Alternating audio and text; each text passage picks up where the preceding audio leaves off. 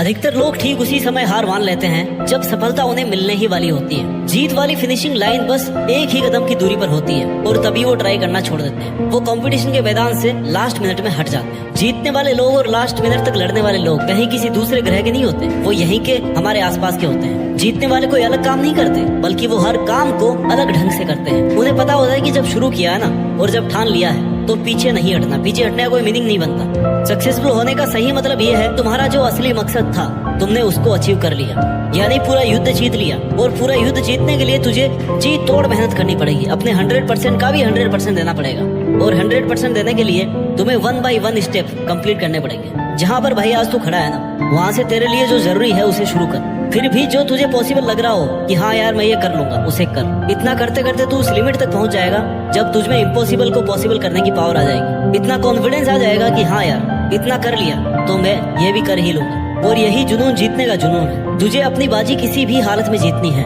जो सक्सेसफुल होना चाहता है ना, वो हमेशा काम करना चाहता है। उसके लिए रुकना मना है। वो गलतियां करता है, सीखता है, फिर से उन पर काम करता है। मैदान छोड़कर कभी नहीं भागता। जीतने की इच्छा सब में होती है, मगर जीतने के लिए तैयारी करना और मेहनत करना, इसकी इच्छा बहुत कम लोगों में होती है। और तुझे जीतने वाली फिनिशिंग लाइन तक जाना है ना, तो हर स्ट्रगल बैरियर्स को पार करके जाना पड़ेगा। जैसे अगर उड़ना सीखना है तो पहले खड़ा होना और चलना और दौड़ना आना चाहिए। तुझे हमेशा खुद को इतनी पॉजिटिव अप्रोच देनी है जिससे तेरा मन मेहनत करने से कभी पीछे नहीं हटे। क्योंकि मान लो तो हार है और ठान लो तो जीत है। और अगर तुम्हारा मन ये मान करके बैठा है कि यार मुझसे नहीं होगा, मैं कैसे इतनी बड़ी एग्जाम फाइट करूंगा, मैं कैसे इतने इंटेलिजेंट लोगों के आगे फर्स्ट आऊंगा, तब तक तुम खुद ही खुद को फेलियर के रास्ते पे लेके जा रहे हो। तुमने खुद को रेस करने से पहले ही बाहर कर दिया। कितना ही बड़ा कंपटीशन हो, जीतना और हारना सबसे पहले अपने थॉट पे डिपेंड करता है। इसलिए सबसे पहले अपनी थिंकिंग को ऐसी बनाओ कि वो आपको कॉन्फिडेंस दे। सफल बनने के लिए सबसे पहले असफलता का डर अपने मन से निकाल दो। सफल होने की 10 सीढ़ियों में से हो सकता है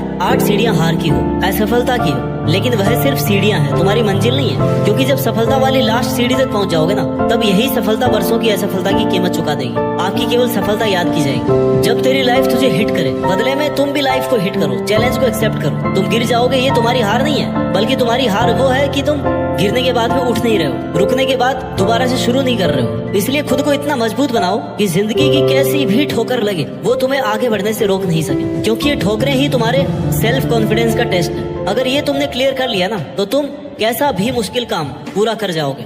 99% लोग इसी स्टेप पर आके रुक जाते हैं जब 1-2 बार उन्हें फेलियर का सामना करना पड़ता है। थोड़ा सा स्ट्रगल ज्यादा आ जाता है, थोड़ा टाइम एक्स्ट्रा लग जाता है। इसके बाद मात्र 1% लोग ही अपनी रेस में पार्टिसिपेट कर पाते हैं। और इस रेस को जीतने के बाद इस बात से फर्क नहीं पड़ता कि आपने कितना टाइम दिया है, कितनी एनर्जी लगाई है, कितना स्ट्रगल किया है।